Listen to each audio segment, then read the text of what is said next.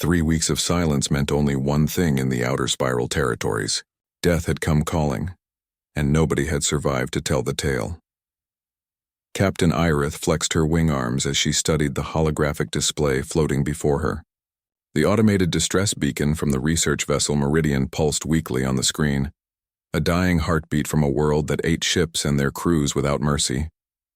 Vermis 9 appeared as a green and brown sphere on the display, beautiful from orbit, lethal on the surface.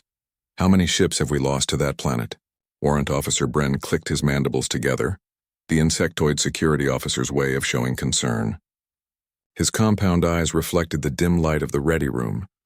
17 in the last cycle, Dr. Palin answered from across the table. The reptilian scientist ran his clawed fingers over a datapad, scales catching the light. Vermis 9 has a mortality rate of 93% for ground missions lasting more than 48 hours. Irith felt her crest feathers rise involuntarily. 93%. The Meridian had been missing for 3 weeks. 21 days in that hell. She had commanded rescue operations for 12 years across 4 sectors, and she knew what 3 weeks meant. Bodies. Equipment scattered across kilometers, perhaps a few bones if the scavengers had been generous. The beacon is automated, Bren observed. It activated when the ship crashed. That tells us nothing about survivors. The manifest listed 6 crew members, Palin continued. All human. Xenobiologists studying the native fauna. Specifically, they were tracking vermis stalkers. Irith's feathers flattened against her skull. Vermis stalkers were apex predators, creatures that had earned their reputation by killing everything that crossed their path. 2 meters tall at the shoulder, 300 kilograms of muscle, claws, and teeth. They hunted in packs, killed for sport, and never left wounded prey alive. The idea of humans, those soft, fragile creatures studying such monsters, seemed like deliberate suicide. Why would humans choose to study the most dangerous species on the planet? Bren asked the question Irith had been thinking. Because they are human, Palin said with what might have been respect in his voice. They find danger fascinating. They walk toward things that make other species run away. Irith pulled up the crew files. 6 faces appeared on the display. Young faces, eager faces, human faces with those strange expressive features that never quite sat still. She had worked with humans before. Strange beings who formed emotional attachments to anything that moved, who cried over dead plants, who adopted creatures that should have eaten them. Brilliant scientists, yes, but reckless beyond any measure of sanity. We have 1 life sign, a technician called from the doorway. Faint, but definitely human. Near the crash site, the room fell silent. 1 life sign. After 3 weeks on Vermis 9 in stalker territory, 1 human still lived. Irith felt her analytical mind reject the data immediately. Impossible. Humans were not built for survival on death worlds. They had no natural weapons, no armor plating, no venom, no flight. They were soft and slow and utterly defenseless against creatures like the stalkers. Verify that reading, Irith ordered. It could be a malfunction. The technician worked his console for several minutes before looking up. Verified, Captain. Human life signs. Heart rate elevated but steady. The subject is alive and appears to be mobile. Mobile. Not lying injured and dying, but moving around. Irith exchanged glances with Palin. The scientist's scaled face showed the same disbelief she felt. How far is the life sign from the crash site? Bren asked. Less than 500 meters. The subject has remained in that general area since we started scanning. 3 weeks, Irith said slowly. 1 human. Surrounded by stalkers, and they are alive. It defies all statistical probability, Palin agreed. Stalkers kill humans in seconds. Their reaction time, strength, and aggression make human survival impossible in direct confrontation. Perhaps the human found shelter, Bren suggested, somewhere the stalkers cannot reach. Irith called up topographical data of the crash site. Dense jungle, no caves, no natural fortifications. The Meridian's hull had broken into 4 sections scattered across 2 kilometers. Nowhere to hide that would keep a stalker out for more than a few minutes. We need to extract them immediately, Bren said. Every moment we delay reduces the survival probability. Agreed. Irith began issuing orders. Prepare the rescue shuttle. Light armament, medical team, and portable shields. We go in fast and quiet. Vermis 9 has taken enough lives. The team assembled within the hour. Irith chose her people carefully. Bren for security, his chitinous armor and plasma rifle making him ideal for hostile environments. Palin for his medical and scientific expertise, 2 medics both experienced with human physiology, 3 additional security personnel with heavy weapons. As they boarded the shuttle, Palin approached Irith privately. "Captain, I feel obligated to manage expectations. 3 weeks is well beyond human survival parameters on Vermis 9. The life sign readings could be accurate while the human's mental state may be severely compromised. Starvation, dehydration, predator attacks, isolation. We may be rescuing someone who is technically alive but functionally destroyed." Irith understood. She had seen it before with other species. Survivors who had watched their crew die, who had spent weeks certain of their own death, who returned to civilization as empty shells. "We bring them home regardless," she said. "Whatever state they are in, they deserve better than dying alone on that planet." The shuttle dropped through Vermis 9's atmosphere 30 minutes later. The planet's surface appeared lush and green through the viewport, hiding the violence that ruled every meter of ground. Irith checked her weapon and nodded to her team. "Remember," she told them, "we are rescuing a human who has survived 3 weeks in hell. They may not trust us. They may not be rational. We move carefully and we speak gently." "And if the stalkers attack?" Bren asked. "Then we learn why humans are foolish enough to study such creatures." Irith activated the landing sequence, "because we might have to kill a few ourselves." The jungle smelled like rot and life competing for the same space, everything growing and dying simultaneously in the thick humidity. Irith led her team through vegetation that seemed designed to impede movement, every leaf and vine creating obstacles that slowed their progress. 500 meters from the shuttle to the crash site should have taken 10 minutes. 30 minutes in, they had covered barely half the distance. Sweat soaked through Bren's uniform despite his species rarely perspiring, and the medics struggled with their equipment cases through the undergrowth. "Life sign is stable," the scanner technician reported. "Still at the crash site, minimal movement." "Any other life signs?" Irith asked, her voice barely above a whisper. Speaking loudly on Vermis 9 invited attention from creatures that considered everything food. "Scanning." The technician paused, his antenna twitching. "Captain, I am reading multiple large life forms surrounding the human signature. At least 40, possibly more. They match the biological profile for Vermis stalkers." Bren raised his weapon immediately. The other security personnel formed a defensive perimeter, plasma rifles charging with soft whines that seemed too loud in the jungle quiet. "Juveniles or adults?" Palin asked, moving closer to read the data himself. "Juveniles based on mass readings, 10 to 40 kilograms each. But Captain, there are too many for a normal stalker pack structure. Adults typically maintain groups of 8 to 12 cubs maximum." Irith felt her crest feathers stand rigid. 40 juvenile stalkers surrounding one human. This made even less sense than the human surviving 3 weeks. Stalker cubs were notoriously vicious, learning to kill within days of birth. A group that size should have torn a human apart within seconds. "Advance with extreme caution," she ordered. "Weapons ready but not firing unless absolutely necessary. We do not know the situation we are walking into." They covered the remaining distance in tense silence, every sound making the security team spin toward potential threats. Irith heard it first, her avian hearing picking up something that made no evolutionary sense whatsoever. Laughter. Human laughter. Light and genuine, mixing with chirping sounds and low rumbling growls. "Did you hear that?" Bren asked, his mandibles clicking rapidly in confusion. "I heard it," Irith confirmed, though part of her wanted to deny the evidence. "Hold position. I am going forward alone." "Captain, that is against protocol," Bren protested. "Nothing about this situation follows protocol."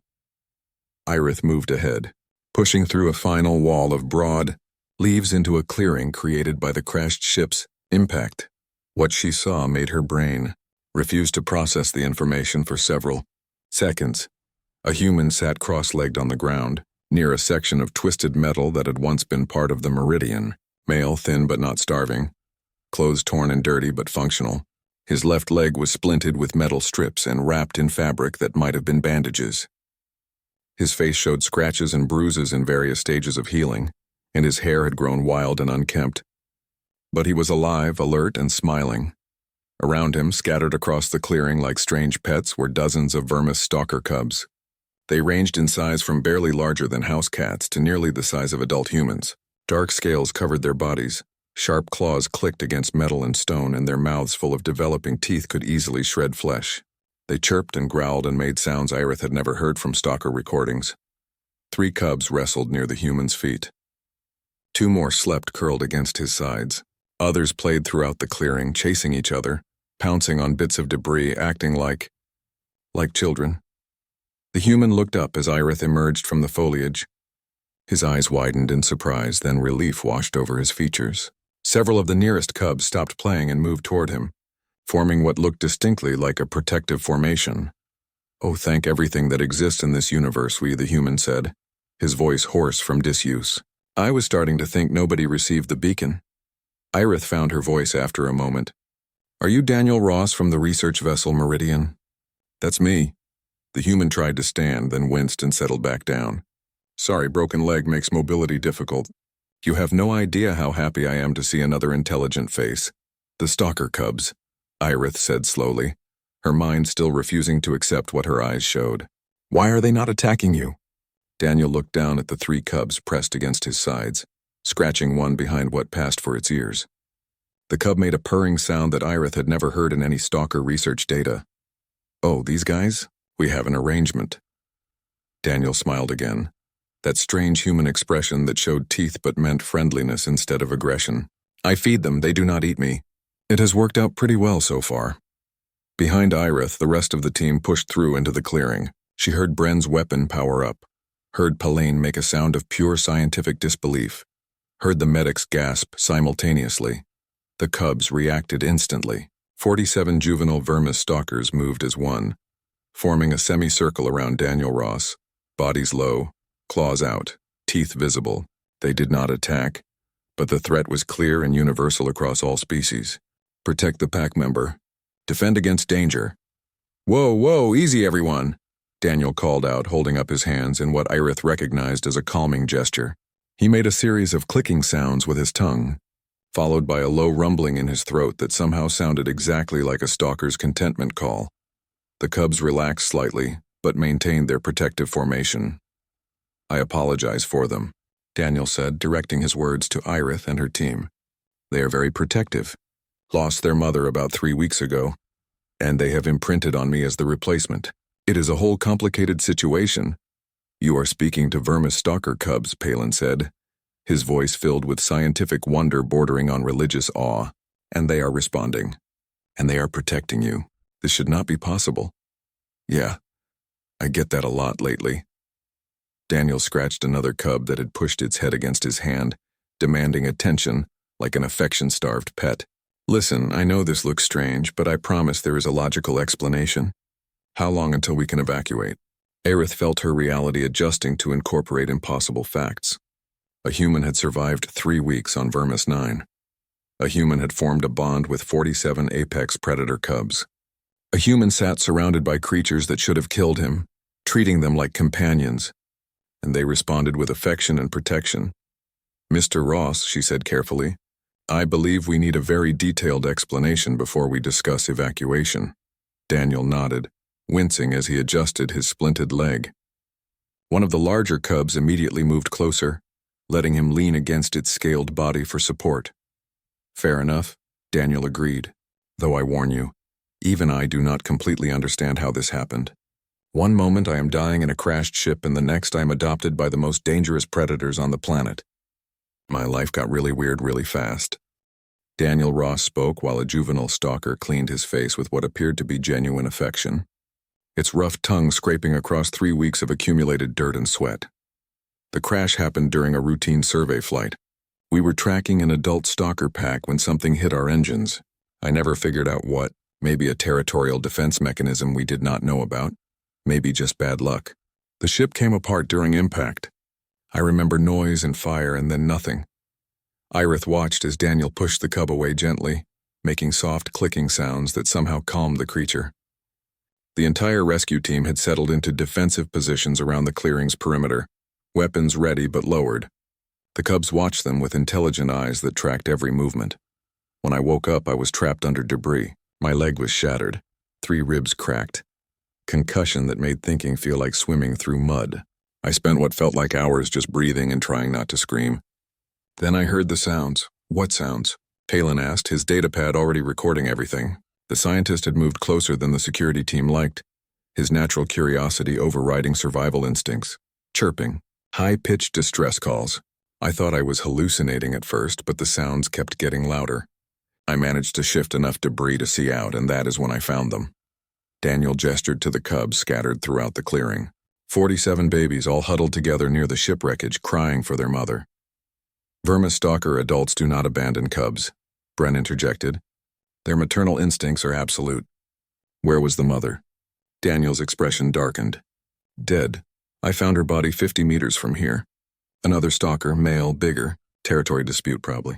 He killed her and left. Probably did not even notice the ship crash. The cubs were maybe 2 weeks old, barely mobile, completely dependent.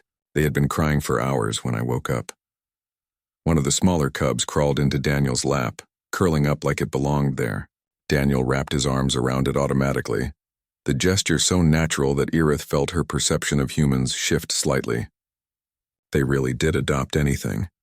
I knew I was dying, Daniel continued. Broken leg, no medical supplies, crew dead or scattered, no way to move. I figured I had maybe 2 days before infection or predators got me. But these cubs, they just kept crying. That sound, it cuts through everything. Instinct that works across species barriers. Baby needs help, baby is helpless, baby will die without intervention. So you helped them, Palin said, not a question but a statement of observed fact. I fed them first. I had emergency rations in my survival pack and they were starving. I crushed the rations into paste and let them lick it from my hands. They swarmed me, desperate and scared, and I just kept thinking that at least I could do one good thing before I died. Keep these babies alive a little longer. Irith watched Daniel's face as he spoke. Humans had such expressive features. Emotions broadcasting across muscles and skin in ways her species could never match. She saw grief there and determination and something else. Pride maybe. Satisfaction. They did not leave after feeding, Daniel said. They stayed close, curled up around me. I think they recognized that I was injured, that I was weak like them. We were all helpless together. That first night, a scavenger came sniffing around. I could barely move, but I made noise, threw debris, scared it off. The cubs watched me do it. I think that is when they decided I was pack. You protected them, Bren observed. Pack structure demands hierarchy. Protection establishes dominance. Maybe. I just knew those cubs needed someone, and I was the only someone available. The next day I figured out how to splint my leg using ship parts. Hurt like nothing I can describe, but I needed mobility. The cubs watched everything I did. Smart little things learning by observation. I started teaching them basic sounds. Danger calls, food calls, stay close calls. They picked it up within hours.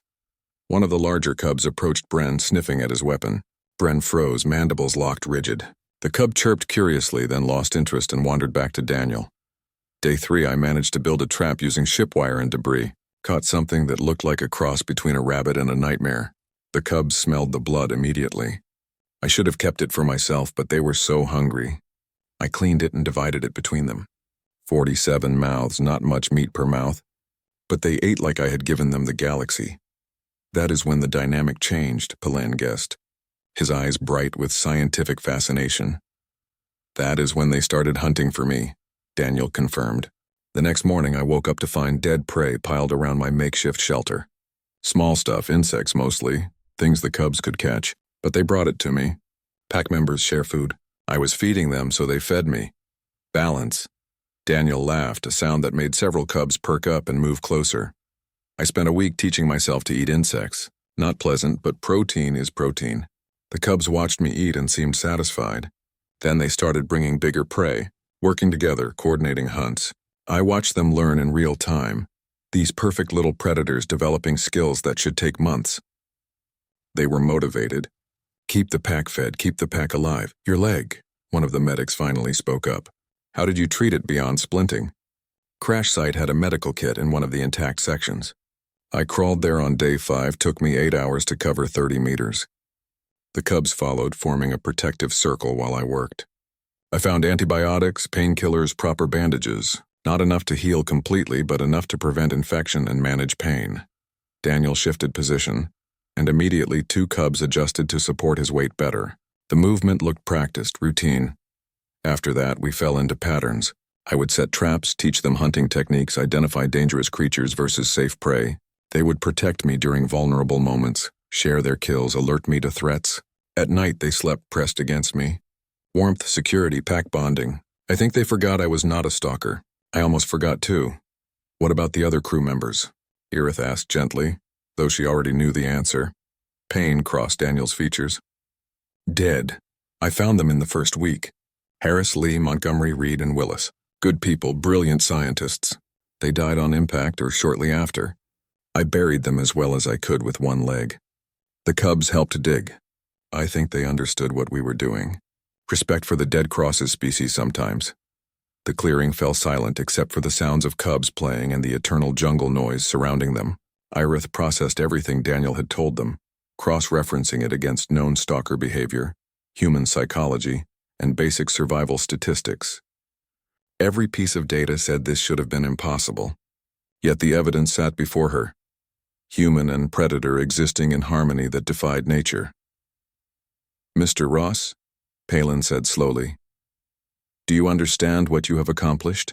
Vermis stalkers are considered untamable. No species has ever successfully bonded with them. They kill anything that is not their birth pack. What you describe goes against everything we know. Daniel looked down at the cub in his lap, scratching behind its head ridge in a way that made it purr with contentment. I did not tame them, Doctor. I became one of them. There is a difference. The medics wanted Daniel in the shuttle immediately, arguing about infection risks and bone healing complications, while their scanners painted concerning pictures in the air between them. His leg is healing incorrectly, the senior medic insisted, showing Irith display data that meant nothing to her but clearly worried the medical professional. Another week and the damage becomes permanent. We need surgical intervention now. Daniel remained seated on the ground, surrounded by his pack of cubs, shaking his head with stubborn human determination. I appreciate the concern, truly I do, but I am not leaving until we figure out what happens to them. He gestured to the cubs, several of which had climbed onto his lap and shoulders, sensing his distress. You cannot just take me and abandon 47 juveniles who depend on me for survival.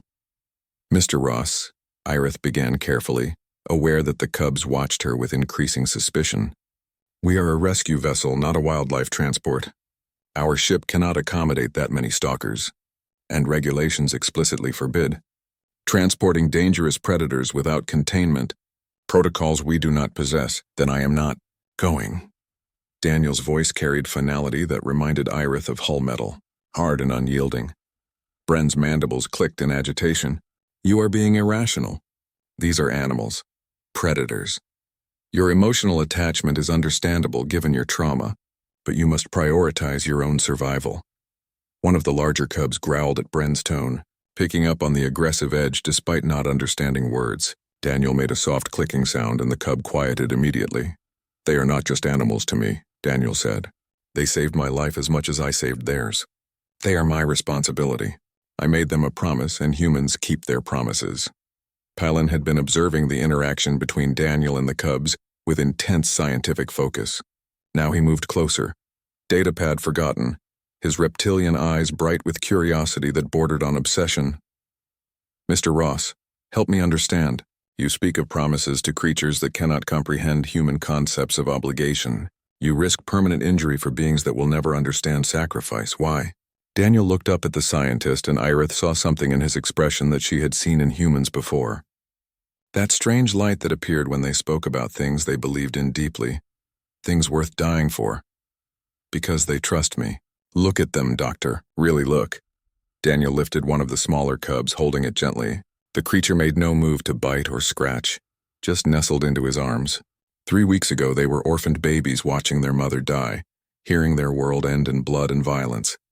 Then a strange creature from the sky started feeding them, protecting them, teaching them.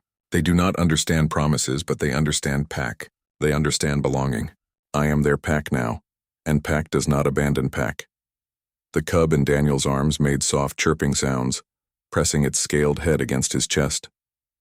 Irith watched the other cubs gathering closer to Daniel, forming that protective circle again, sensing danger from the conversation even if they could not understand words. Captain, the senior medic spoke urgently. Every hour we delay increases complications. His body is fighting infection even with the antibiotics. The leg needs proper surgical correction. If we wait much longer, he may never walk normally again. Irith felt the weight of command pressing down on her crest. Regulations said retrieve the survivor immediately. Common sense said the same. But she had commanded rescue operations long enough to know that forcing traumatized survivors into actions they resisted often caused more harm than good.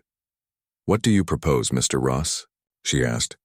"You cannot stay here indefinitely, and we cannot transport the cubs to our ship. How do we resolve this dilemma?"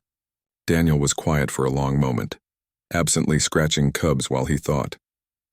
Irith noticed how the cubs responded to his touch, seeking contact like it was essential nourishment. Pack bonding ran deep in social predators. Breaking such bonds could be as damaging as physical injury. "The cubs are growing fast," Daniel finally said. "In 2 more months, maybe 3, they will be large enough to hunt effectively without me. Their coordination is already impressive. They just need time to develop fully, to learn the last few survival skills. If I can stay here until then, I can release them properly. Let them become what they are supposed to be." 2 months? The medic looked horrified. "His leg will be ruined. The bone is already setting wrong. 3 weeks already passed," Daniel countered. "What is 2 more months against permanent injury? I survived this long. I can survive longer." Bren moved his weapon to rest position, a sign he was considering options rather than just reacting. "The logical solution is simple. We sedate you, load you onto the shuttle by force, and leave the cubs to natural selection. They are predators. They will adapt." Every cub in the clearing tensed at Bren's words, responding to the threat in his tone. Daniel placed both hands on the nearest cubs, calming them with touch and soft sounds. "Try it," Daniel said quietly. "See what happens when you threaten Pack in front of 47 protective cubs. I might not be much, but they are learning fast. You would have to go through them to get to me." The security officer's weapon came up slightly before Irith raised her wing arm in a stop gesture. "We are not threatening anyone, Mr. Ross. We are trying to save your life. Then respect my choice about how I want that life saved." Palin had been circling the clearing, observing the cubs from multiple angles. Now he approached Irith with visible excitement barely contained beneath scientific professionalism. "Captain, consider what we are witnessing. This human has achieved something no research team ever accomplished. He has documented stalker development in natural environment with unprecedented access. The scientific value alone justifies accommodation of his request. Furthermore, forcibly removing him could provide data on pack separation trauma, but keeping him here provides data on successful cross-species integration. The latter is infinitely more valuable. You want to use him as a research subject?" Irith felt her crest flatten in disapproval. "I want to document what he is already doing. Mr. Ross, if we provide you with supplies, medical equipment, and regular check-ins, could you continue your work here while maintaining safety protocols?" Daniel's expression shifted from stubborn resistance to cautious hope. "You would do that? Just let me stay." "Not let you stay," Palin corrected. "Support you staying. Food supplies, advanced medical kit, communication equipment, possibly weapons for dangerous predator encounters. We check on you weekly, monitor your health, document the cubs' development. In 2 months, we facilitate proper release protocols for the cubs and transport you home." The medic protested immediately. "His leg needs surgery now, not 2 months from now." "His leg needs surgery eventually," Palin countered. "Modern medical science can repair bone damage at any point. What we cannot repair is the unique opportunity before us. This human has bridged a gap we thought uncrossable. We honor that or we destroy it." Irith looked between her crew, all watching her, waiting for the decision only a captain could make. Then she looked at Daniel Ross, human xenobiologist who had survived impossible odds through empathy and determination. Finally, she looked at the cubs, 47 juvenile apex predators who should have killed the human immediately, but instead treated him like family. 2 months, she said, watching relief flood Daniel's face. "We provide full support, weekly check-ins, and comprehensive medical monitoring. At the end of that time, you release the cubs properly and return with us for surgical correction. Agreed?" "Agreed," Daniel said immediately. "Thank you, Captain. You have no idea what this means." "I have some idea." Irith gestured to Bren. "Gather what supplies we can spare. Medical equipment priority, then food, then defensive weapons. Mr. Ross is about to become our most unusual research station." As her team began organizing supplies, Irith watched Daniel interact with his adopted pack. The cubs sensed the changed mood, their tension easing as the humans moved with less aggressive purpose. One cub brought Daniel a piece of fruit from somewhere in the jungle, dropping it in his lap like an offering. You are either the bravest human I have met or the most foolish, Irith told him. Daniel smiled. That strange showing of teeth that meant happiness for his kind. Among humans, those two things are often the same.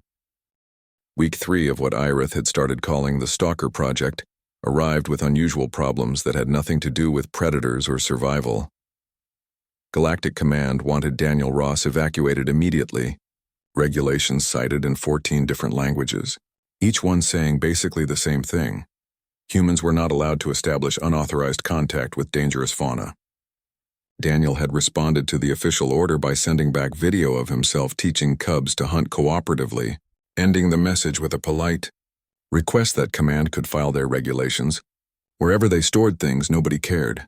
About Irith found herself defending a human's right to live among predators while her superiors questioned her judgment and her sanity with equal vigor. He is establishing precedent that could endanger future research teams, her sector commander had argued during the last communication. His success might inspire others to take unnecessary risks. His success proves that humans possess unique capabilities we have consistently underestimated, Irith had countered. Perhaps we should study why rather than suppress it. The conversation had ended badly, leaving Irith with direct orders to extract Daniel by force if necessary. She had filed the orders properly, acknowledged receipt, and then promptly decided to lose the communication somehow during atmospheric interference. Command could wait 2 more months. The weekly check-in found Daniel looking healthier than he had 3 weeks earlier. The splint on his leg had been replaced with a proper brace Palin had designed, and regular food shipments meant proper nutrition instead of insect protein and questionable jungle prey. The cubs had grown noticeably, the smallest now massing 20 kilograms, the largest pushing 50. They moved with increasing coordination, their hunting skills developing exponentially. They brought down a full-grown prey animal yesterday, Daniel reported, obvious pride in his voice. He gestured to a carcass the cubs had dragged near his shelter, something with 6 legs and armor plating that looked thoroughly dead. Coordinated ambush, clean kill, textbook pack tactics took them 40 minutes from stalking to success. Palin documented everything obsessively, his data pads filled with behavioral observations that would revolutionize xenobiology. The development speed is remarkable. Most juvenile stalkers require 6 months to master cooperative hunting. These cubs achieved it in 5 weeks. They are motivated learners, Daniel said. I reward success with praise and affection. Positive reinforcement works across species barriers. Bren examined the kill site with professional interest. The attack pattern shows sophisticated problem solving. They identified the prey's weak points and exploited them specifically. This suggests cognitive development beyond instinctual behavior. They watch and learn, Daniel agreed. I teach them what I can, they figure out the rest. Honestly, they are smarter than half the graduate students I worked with. Irith noticed something else during this visit. The cubs no longer viewed the rescue team as threats. They investigated the aliens with curiosity, allowing Palin to take measurements, letting the medics scan Daniel while cubs climbed on everyone like affectionate obstacles. One cub had adopted Bren as a particular favorite, following the insectoid officer everywhere despite his obvious discomfort. They see you as extended pack now, Daniel explained, laughing at Bren's expense as the cub tried to climb his carapace. You visit regularly, you do not threaten, you bring supplies. Pack accepts you. I am being adopted by an apex predator, Bren muttered, but Irith noticed he made no move to dislodge the cub. Even the security officer was not immune to their charm. Week 5 brought complications from an unexpected direction. Galactic media had learned about the situation, and suddenly Daniel Ross became famous across multiple systems. News services called him everything from a hero to a lunatic, with scientific journals and entertainment programs equally fascinated by the human living among predators. Anthropic studies departments wanted interviews. Xenobiologists demanded data access, and amateur naturalists flooded every available communication channel asking how they too could befriend deadly creatures. I am not sure I like being famous, Daniel admitted during that week's check-in. Yesterday someone sent a message asking if I would endorse their pet food brand. Pet food for stalkers. Fame is uncomfortable, Irith agreed, but your story has value beyond entertainment. You are changing how the galaxy views both humans and stalkers. That has scientific and cultural implications. Palin had been working on something for weeks, building equipment from shuttle parts and jungle materials. During week 6, he revealed his project, a comprehensive monitoring system that would track the cubs after their release. Subcutaneous biotrackers, he explained, showing Daniel small devices no larger than rice grains. Painless insertion, biodegradable after 1 year. We can monitor their health, location, and social development without interference. First time we will have complete data on wild stalker maturation. Will it hurt them? Daniel asked, protective instinct obvious in his tone. Minimal discomfort for 3 seconds per cub. The gain in knowledge justifies the brief pain. Daniel considered this, then nodded. Do it. If they are going back to the wild, we should know they are thriving. Science should learn from this. Implanting 47 cubs took an entire day, with Daniel holding each one, making calming sounds while Palin worked. The cubs trusted Daniel completely, accepting the procedure because he said it was necessary. Irith watched the process and understood something fundamental about human nature. They formed bonds so deep that other species felt them like gravity, pulling everything into orbit around human empathy. Week 7 marked the beginning of the end. The cubs were large enough to survive independently, their hunting skills refined through practice and Daniel's teaching. They had mapped their territory, established dominance over smaller predators, and developed pack hierarchies that would serve them well as adults. 2 more weeks, Daniel said during that check-in, and Irith heard the sadness underneath his words. 2 weeks and they are ready. I promised I would let them go. You kept them alive, Palin reminded him. You gave them skills they needed. Now you give them freedom. This is success, not failure. I know. Does not make it easier. The cubs sensed Daniel's emotional state, gathering close, offering comfort in the only way they knew how. Pack supported Pack through difficult times. Irith spent week 8 helping Daniel prepare the release site. They identified territory with abundant prey, minimal human presence, and low probability of negative contact with settlements. Palin documented everything, creating detailed maps and behavioral predictions. The medics prepared surgical facilities on the ship, ready for Daniel's leg reconstruction once he finally agreed to evacuation. After they are released, Daniel told Irith during their last preparation meeting, after I know they are safe, then I leave. After they are safe, Irith agreed. She had stopped trying to rush him weeks ago. Daniel Ross operated on his own timeline, guided by promises to predators who would never understand sacrifice but benefited from it completely. During week 9, they recovered the bodies of Daniel's crewmates from their temporary graves. Daniel insisted on proper burial, proper ceremony, proper respect for people who had died pursuing knowledge. The cubs watched the proceedings with unusual quiet, perhaps understanding grief if not death's permanence. They were good people, Daniel said as they sealed the containers for transport. They believed in understanding rather than fearing. They would have loved seeing what the cubs became. They would be proud of you, Irith told him, meaning every word. Maybe. Mostly I think they would call me an idiot for staying this long. Daniel smiled, despite tears tracking down his face. They would not be wrong. Week 10 arrived with perfect weather and 47 fully grown juvenile stalkers ready for independence. Daniel had designed what he called a leaving ceremony, a final teaching session that would encode pack loyalty while granting freedom. Irith and her entire team attended, documenting everything. This was the moment that would define success or failure, the test of whether 3 months of human stubbornness had meaning beyond sentiment. Daniel stood among his cubs, speaking words they could not understand but responding to the emotion beneath language. He told them about the jungle that was their home, about the instincts that would guide them, about the pack loyalty that would keep them safe. He told them they were ready, that he was proud, that he would miss them more than words could express. Then he made the release sound, a specific pattern he had taught them weeks ago. Freedom sound, permission to leave. The cubs did not move immediately. They looked at Daniel, at each other, at the jungle beyond. Then slowly they began to disperse. Some left in groups, siblings staying together. Others went alone, confident in solitary skills. All of them paused at the clearing's edge, looking back at the human who had been their world for 3 months. Daniel waved, a human gesture of farewell that meant nothing to stalkers but everything to humans. Go on, he called. Live well. Be magnificent. They went, melting into jungle shadows like they had always belonged there. Within minutes, all 47 had vanished, leaving Daniel Ross standing alone in a clearing that suddenly seemed very empty. He stood there for a long time, just breathing, just existing in the space between what was and what would be. Irith approached carefully, giving him privacy but offering presence. "You did it," she said. "You kept your promise." "Yeah." Daniel's voice was rough with emotion. "I did. Are you ready to go home?" Daniel looked at the jungle one last time, at the place where he had almost died and instead found purpose. "Yeah," he said again. "I am ready."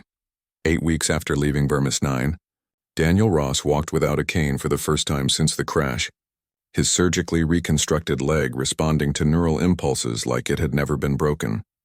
The physical therapy center overlooked a city that sprawled across 3 levels of a space station.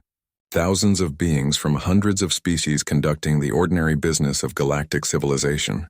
Daniel watched them through floor-to-ceiling windows while his therapist, a patient being named Fira with 4 arms and endless encouragement, guided him through movement exercises.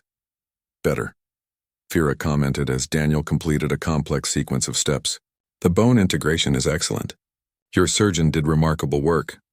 "I had motivation to heal properly," Daniel replied, thinking about cubs that were not cubs anymore. Predators living free on a jungle world 40 light-years away. The surgery had been extensive, breaking and resetting bones that had healed incorrectly, installing temporary support structures that his body would eventually absorb. 3 weeks of bed rest followed by 5 weeks of aggressive therapy. Every step had been agony measured against purpose. He had survived 3 months on Vermis 9.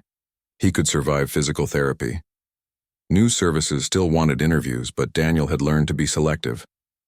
He gave one major interview to a reputable science program, explaining in simple terms what had happened and why. The host, a being who communicated through color changes and translation software, asked the question everyone wanted answered. "Why did you stay? You could have left, received medical treatment, returned to comfort and safety. Why risk permanent injury for creatures that could never thank you?" Daniel had considered his answer carefully before speaking. "Because they needed me and I could help. Because promises matter even when nobody would know if you broke them. Because I looked at 47 orphaned babies and could not walk away. Maybe that makes me foolish by some species' standards, but by human standards it makes me decent." The interview went viral across multiple systems, translated into languages Daniel could not pronounce, discussed in contexts he barely understood. Anthropic studies departments added his case to their curriculum. Xenobiology courses showed his footage of cubs learning to hunt. Ethics classes debated his decisions from 17 different philosophical frameworks. Palin published his research in 4 major journals simultaneously, presenting data that rewrote fundamental assumptions about stalker development and cross-species bonding. The scientific community responded with equal parts fascination and skepticism, demanding peer review and replication studies.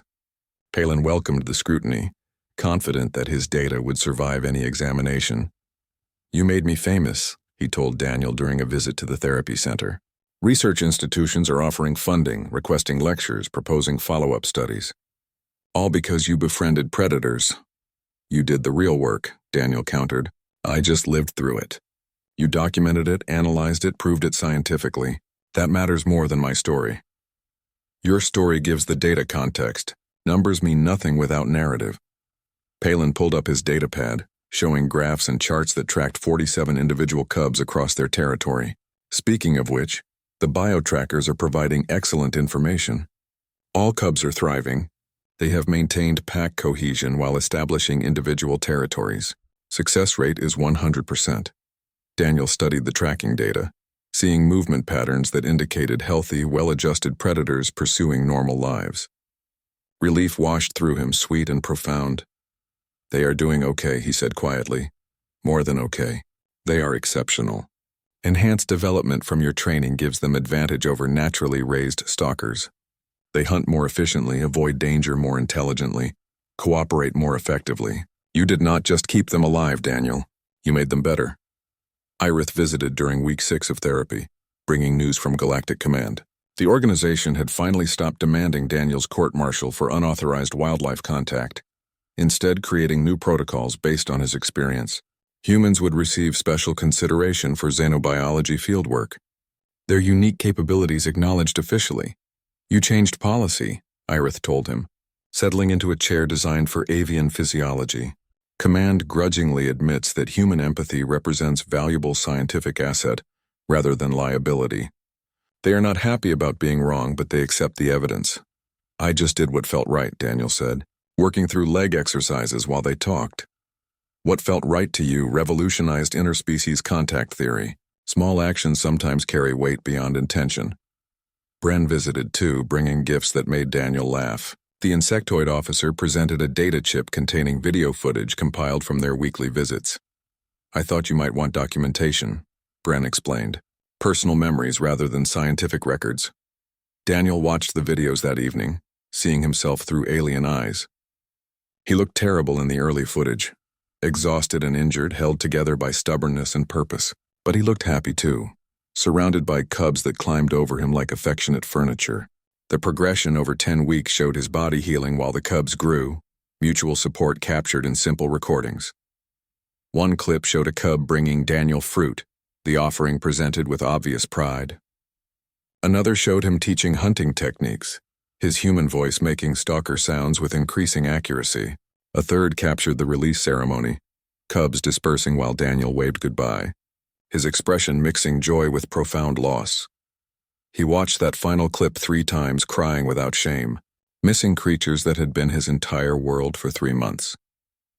Week 8 brought a surprise visitor. A young human woman named Ruth Park introduced herself as a xenobiology student who had read every article about Daniel's experience. You inspired me, she said, nervous and excited simultaneously. I want to study cross-species bonding. Focus my career on it. Your work with the stalkers proves that empathy can bridge gaps we thought uncrossable. I want to continue that research.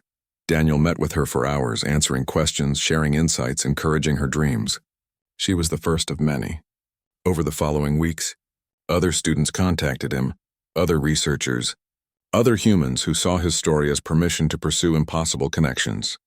You are becoming a mentor, Fira observed during therapy, teaching others without trying. I just talk about what happened. They do the rest themselves. Leadership often works that way. You walk a path, others follow, whether you want followers or not. 3 months after leaving Vermis 9, Daniel attended a memorial service for his lost crewmates. Their families gathered on a station far from the jungle that had killed them, speaking words of grief and memory. Daniel told them about the cubs, about how their loved ones' work had contributed to unprecedented scientific breakthrough, about how death had purchased knowledge that would benefit generations. They would be proud, one family member told him afterward. They believed in understanding the universe. You proved it was possible. 6 months after leaving Vermis 9, Palin contacted Daniel with urgent news. The biotrackers had detected something unexpected. The cubs had formed a super pack, maintaining bonds despite individual territories. 47 adult stalkers moving through the jungle in loose coordination, supporting each other, hunting cooperatively across distances that should have separated them. This has never been documented, Palin said, visible excitement making his scales ripple. Adult stalkers do not maintain pack bonds after maturity. Your cubs retain their learned behavior, creating new social structures. They are inventing culture, Daniel. They are transmitting learned knowledge rather than just instinctual behavior. They remember, Daniel said, understanding blooming like warmth in his chest. They remember being pack. They remember that cooperation works. They remember you, Palin corrected. You taught them that family means something beyond blood. Now they are teaching each other, and eventually they will teach their own cubs. You changed an entire species' developmental trajectory. Daniel did not know how to process that information. He had just wanted to keep some babies alive. Instead, he had apparently altered evolutionary patterns for an entire predator species. 7 months after leaving Vermis 9, Daniel accepted a position at a major xenobiology research institute. His first project involved designing protocols for ethical cross-species contact, using his experience as the foundation. Students filled his classes, eager to learn from the human who had befriended monsters. During one lecture, a student asked the inevitable question, "Do you regret staying? Your leg was damaged permanently. You lost 3 months of your life. You suffered considerably. Was it worth the cost?" Daniel considered the question seriously. giving it the weight it deserved. I think about the cubs every day. I wonder if they remember me, if they are happy, if they ever think about the strange creature who fed them and taught them. I will never know the answer to those questions. But I know they are alive. I know they are thriving. I know they have a chance to live full lives because I made a choice to stay. So yes, it was worth every single moment of pain. The student nodded, scribbling notes. Daniel wondered what future that young being would create, what connections they would forge. 1 year after leaving Vermis 9, Irith contacted Daniel with a proposal. Her ship was returning to the jungle world for follow-up research. Would he like to come? Observe the cubs from orbit, see what his year of absence had created? Daniel accepted immediately. The journey took 3 weeks, plenty of time to anticipate and worry. The cubs were full adults now, massive predators in their prime. They would not remember him. A year was eternity in animal cognition. He had accepted this intellectually, but his heart held hope despite better judgment. They entered orbit on a morning that looked identical to the day he had crashed. Green and brown planet, eternal jungle, deadly beauty hiding violence beneath aesthetic appeal. We have the cubs on tracking, the technician reported. They are in their territory, approximately 6 kilometers from your original crash site. All 47 are accounted for. Can we get visual? Daniel asked, needing to see. The main screen flickered, showing aerial footage from a high-altitude drone. 47 enormous stalkers moved through jungle with predatory grace, hunting something Daniel could not identify. They moved in perfect coordination, a pack that should not exist, cooperation that defied nature. They were magnificent. The bio-trackers indicate excellent health across all subjects, Palin reported.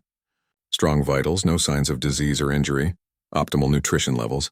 Your cubs are apex predators in every sense. They are not my cubs anymore, Daniel said, watching them hunt. They are themselves, free and wild and perfect. Irith moved beside him, watching the screen with those keen avian eyes. They would not exist without you. Never forget that. 47 lives that should have ended in tragedy instead became success. You did that. Daniel watched until the cubs moved beyond the drone's range, disappearing into jungle shadows. Then he did something he had not done in months. He made the release sound, the pattern he had taught them a year ago. Freedom sound, permission to live. Nobody heard him except the ship's crew. The cubs were too far away, living their lives, hunting and growing and being exactly what they should be. But Daniel needed to say goodbye properly one final time. Live well, he whispered to the screen. Be magnificent. Behind him, Irith placed a wing arm on his shoulder, understanding without needing words. They had asked him why he stayed, why he sacrificed, why he cared so much for creatures that could never thank him. He had tried to explain, but some things transcended language. Some truths existed in the space between species, in the bonds that formed against all logic, and the choice to nurture rather than abandon. Humans called it compassion. Other species called it foolishness. Daniel Ross called it being human, and that was enough.